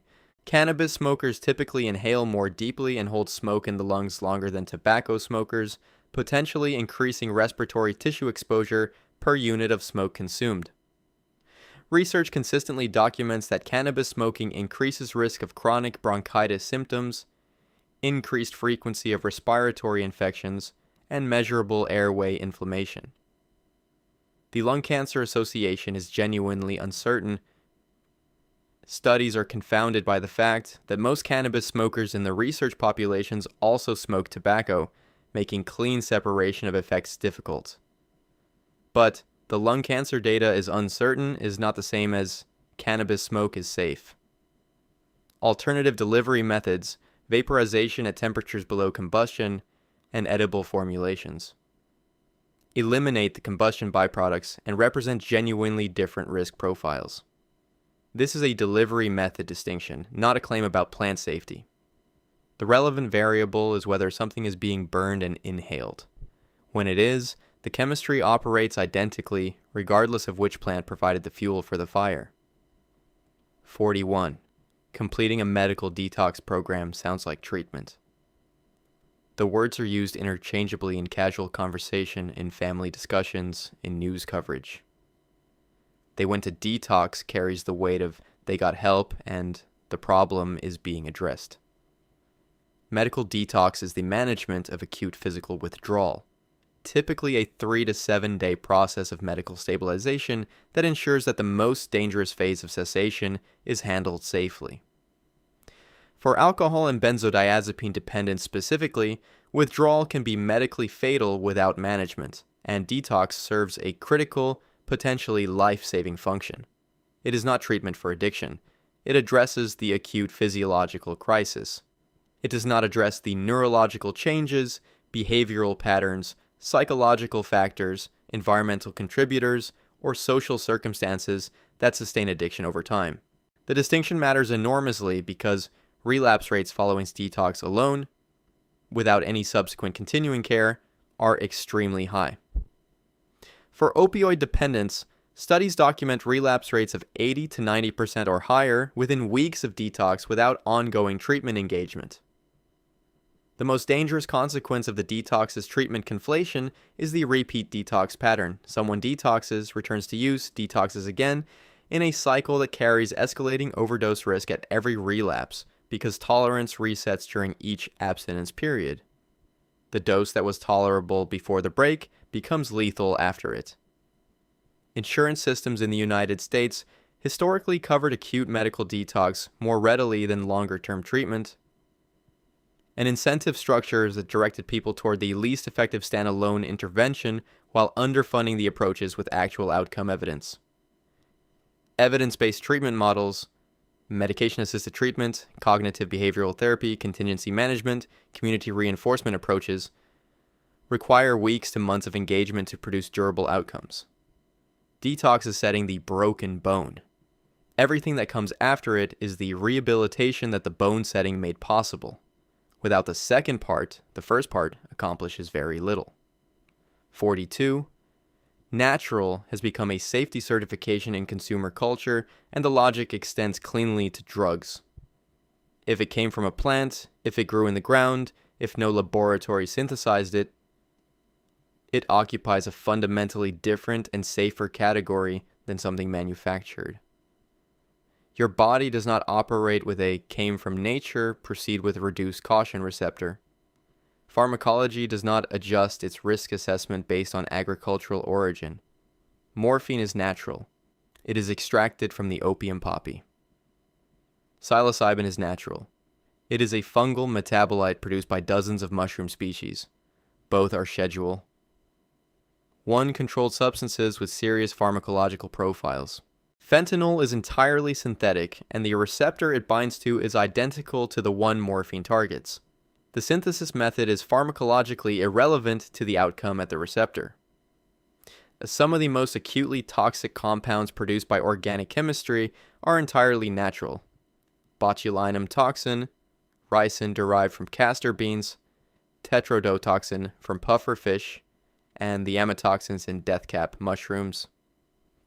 Nature produces lethality with considerable efficiency and no safety labeling.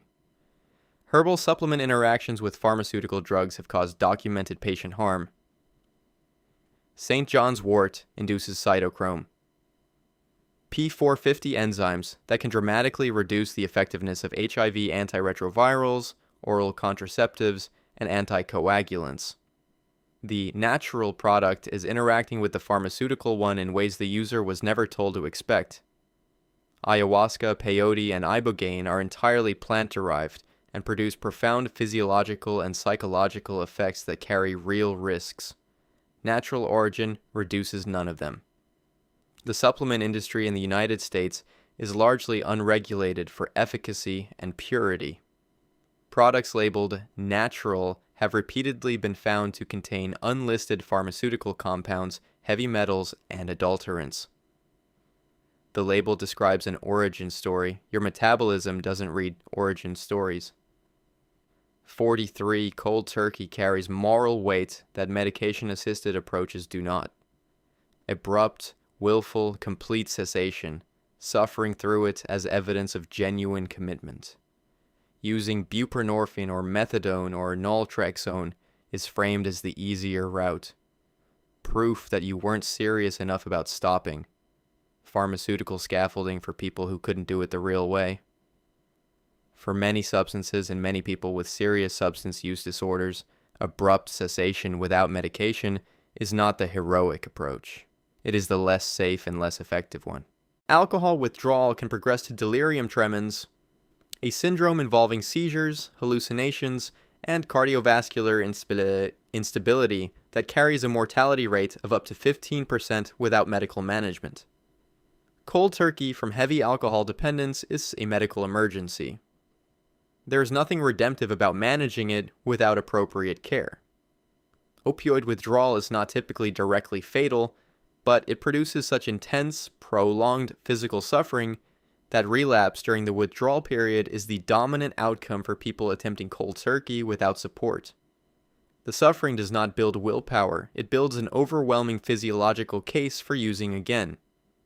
Medication-assisted treatment with buprenorphine, methadone, or naltrexone dramatically outperforms cold turkey in long-term opioid use disorder outcomes across virtually every measure studied. A 2020 analysis in JAMA Psychiatry found that both buprenorphine and methadone significantly reduced opioid use and overdose risk compared to no medication. Effect sizes that unassisted cessation cannot match in comparable populations. Tobacco cessation research is unambiguous. Nicotine replacement therapy, varenicline, and bupropion all meaningfully improve quit rates over unassisted attempts. The cold turkey equals real recovery value judgment was never derived from clinical evidence. It came from mid-20th century abstinence ideology. The suffering is visible and legible as effort. The relapse that follows is private and dismissed as failure. Both were predictable from the pharmacology the whole time.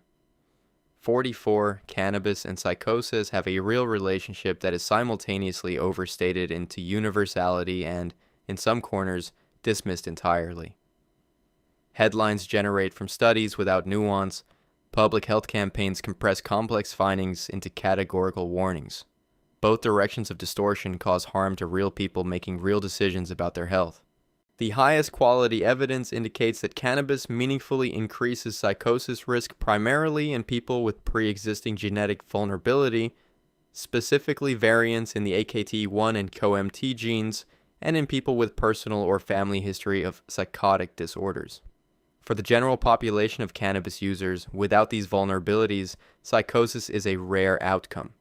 The population-level absolute risk increase from cannabis use is estimated to be relatively small, though non-zero. Temporal association between cannabis use and psychosis onset exists but does not cleanly establish mechanism or direction.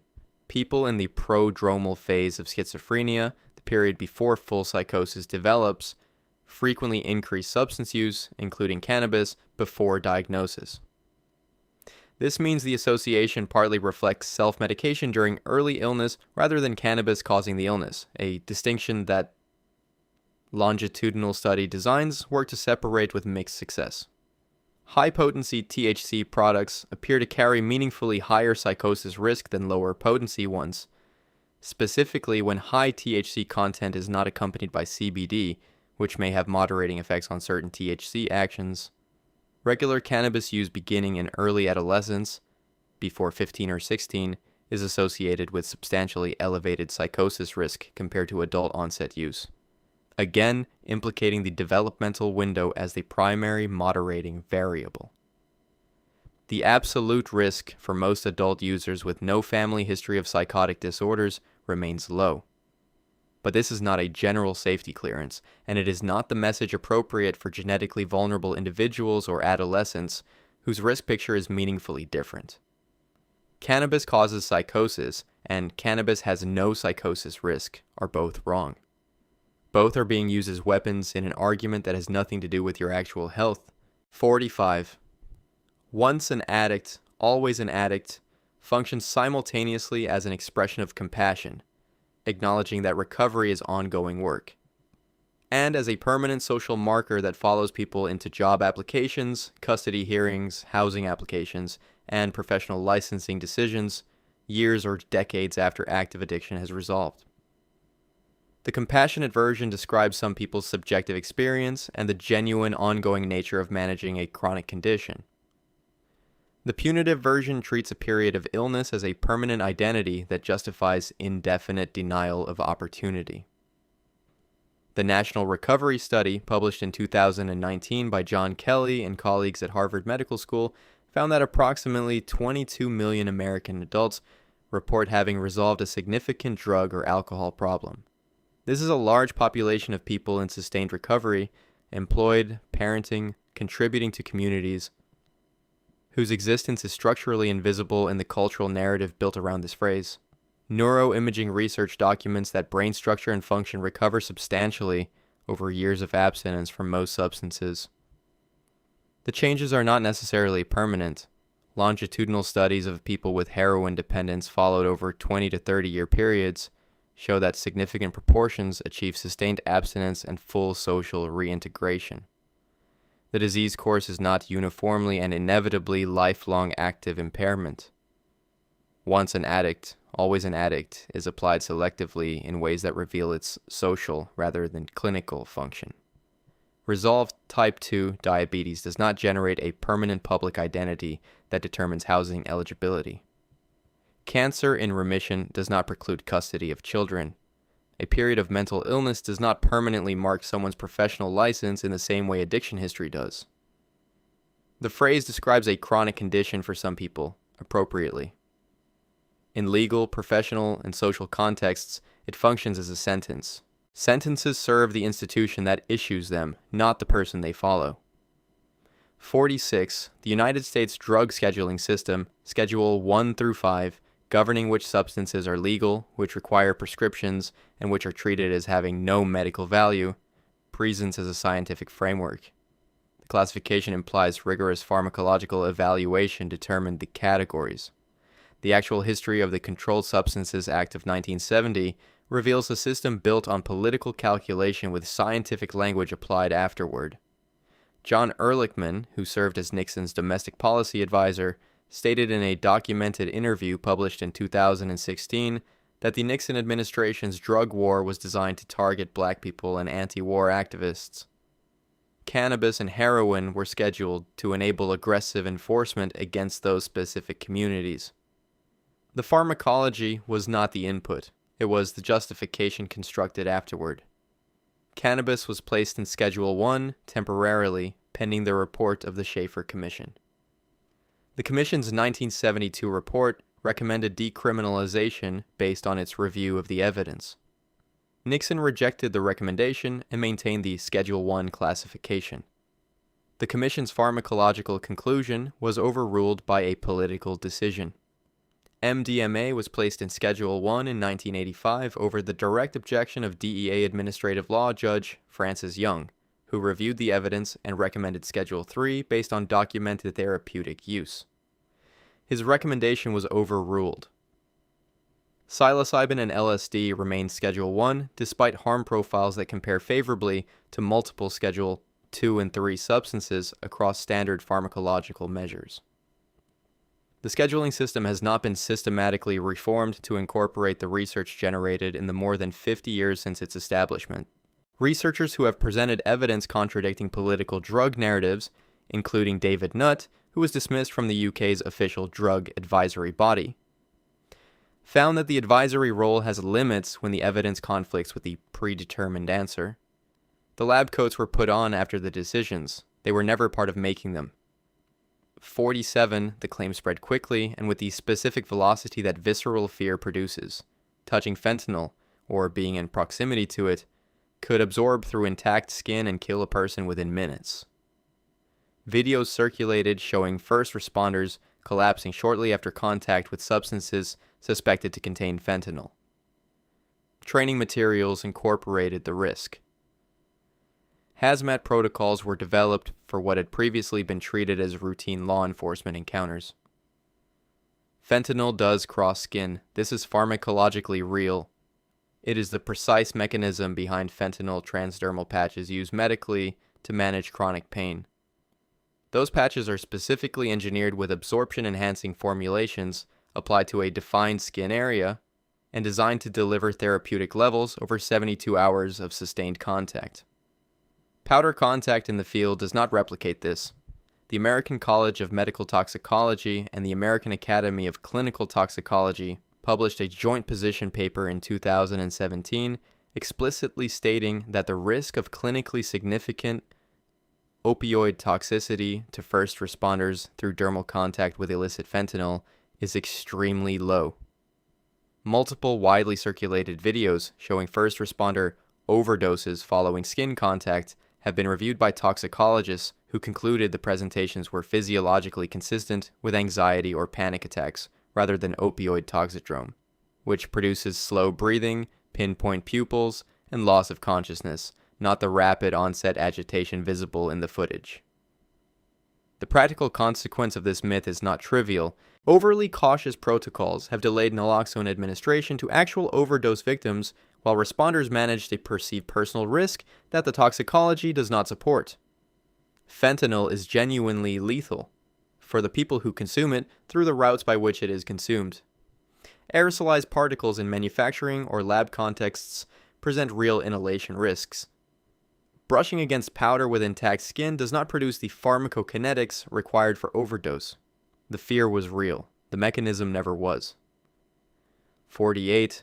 Harm reduction interventions, syringe services programs, supervised consumption facilities, fentanyl test strip distribution, naloxone provision, are met with a consistent argument. These programs remove consequences and therefore enable continued drug use. The tough love framework holds that suffering and risk are necessary motivators, and that reducing the lethality of drug use is equivalent to endorsing it.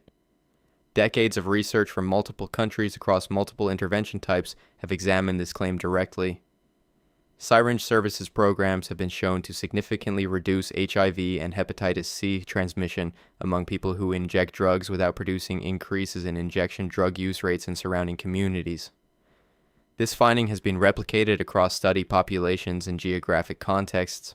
Vancouver's supervised injection facility, Insight, which has operated since 2003, has been associated with reduced overdose deaths in the surrounding area, reduced ambulance calls for overdose, increased entry into addiction treatment, and no measurable increase in drug use or drug-related crime, findings documented across multiple peer-reviewed studies over 2 decades of operation. Fentanyl test strip use is associated with behavioral changes that reduce overdose risk among people who use drugs. Users adjust their behavior in response to information about what they are consuming. The enabling argument assumes that removing the immediate death risk causes people to continue using who would otherwise stop. Evidence does not support this. People do not primarily stop using drugs because they fear overdose. The decision architecture is considerably more complex than that. Harm reduction programs also consistently function as access points connecting people who use drugs to healthcare systems, relationships that facilitate eventual treatment entry in ways that purely punitive approaches do not. Countries with robust harm reduction infrastructure have lower per capita drug death rates than countries relying primarily on enforcement. The safety equipment doesn't create the emergency. It changes who survives it long enough to make different choices. 49. The drug test result arrives with the authority of chemistry. Objective. Unbiased. The instrument measured what was present and reported what it found. Courts have treated positive drug tests as near incontrovertible evidence. Employers have terminated careers based on them. Custody arrangements have been restructured around them. The actual performance characteristics of drug testing technology, false positive rates, cross-reactivity profiles, detection window limitations, chain of custody requirements, are considerably more complicated than the institutional authority granted to results would suggest. Immunoassay drug screens, the initial rapid tests used in most workplace and legal contexts, have documented cross-reactivity with compounds other than their target drugs. Ibuprofen has historically cross-reacted with certain marijuana immunoassays. Quinolone antibiotics have triggered false positives for opioids. Pseudoephedrine-containing decongestants, sold over the counter, can trigger amphetamine false positives. These are not theoretical concerns. They are documented in the peer-reviewed literature and in legal proceedings. Initial immunoassay positives require confirmation by gas chromatography mass spectrometry or liquid chromatography tandem mass spectrometry to be considered legally and forensically reliable. Confirmation testing is not always performed before action is taken. Detection windows vary dramatically by substance, individual metabolic rate, body composition, and hydration. A negative result does not mean no use occurred, only that no detectable metabolite was present at that concentration at that time. Chain of custody failures, temperature deviations during transport, documentation gaps, sample labeling errors can compromise any result and are more common in high-volume testing operations than public confidence in the system reflects. Hair drug testing provides an approximately 90-day use window, but is confounded by melanin content, external environmental contamination, and cosmetic treatments.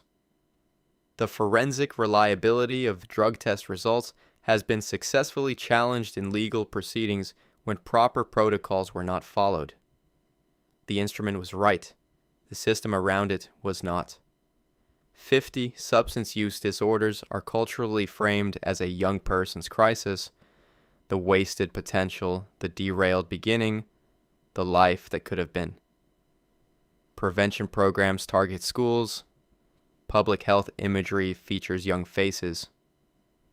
Treatment resources are frequently designed around the social reintegration challenges, employment entry, educational completion, housing establishment, most relevant to young adults. SAMHSA data collected across multiple years shows that adults aged 26 and older account for the majority of substance use disorders in any given year. Young people represent a significant share, but a minority of the total burden.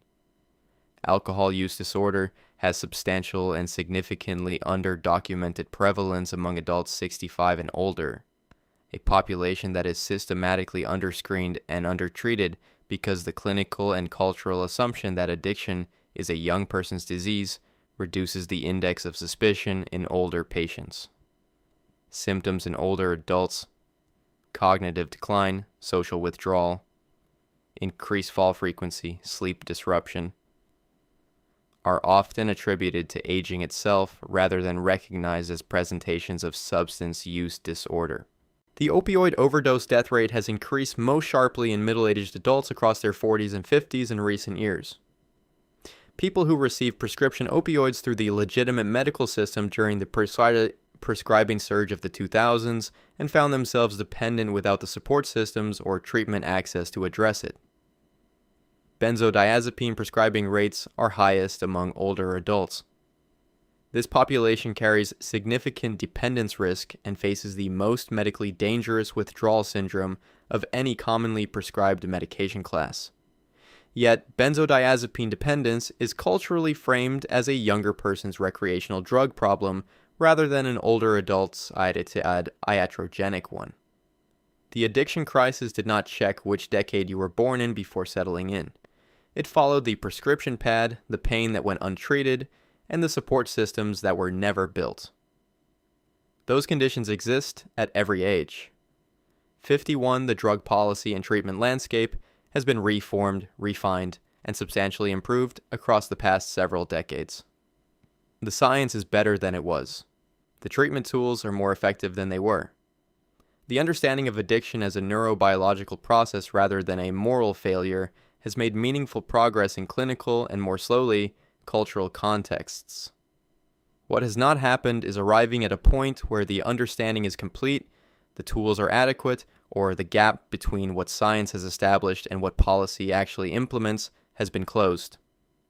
There is no approved pharmacological treatment for stimulant use disorder, cocaine and methamphetamine together representing a major and growing share of overdose deaths. Research is active. No proven medication exists.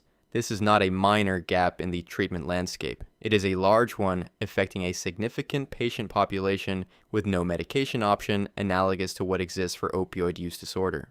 Personalized medicine approaches to addiction, matching treatment to genetic profile, brain biomarker, specific substance, and co-occurring conditions, are in early research stages.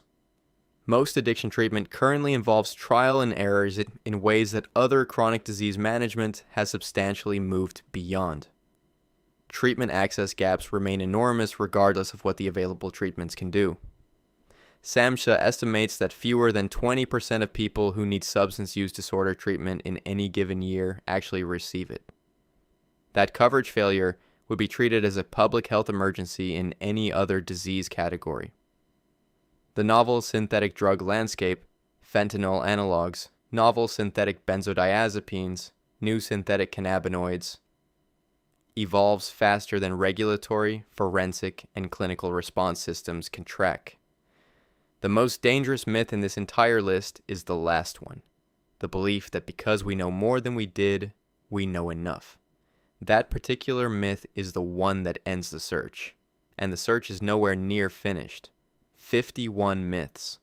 Every single one of them was told to you with confidence by someone who either didn't know better or didn't want you to. Pick the one that changed something you believed, drop it in the comments, and let's see which lie stings the most. If you want to see more, click the video on screen now.